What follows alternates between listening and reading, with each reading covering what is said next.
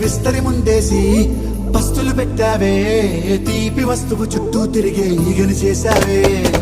చీచీ చేసి కేలేని మొగుడు గారండాయ్ గుయ్ గుయ్ గుయ్ గుయ్ అంటూ మీదికి రాకండా గంపెడి పిల్లలతో ఇంటిని నింపావే సాపాదిండు సంసారాన్ని మేడెక్కించావే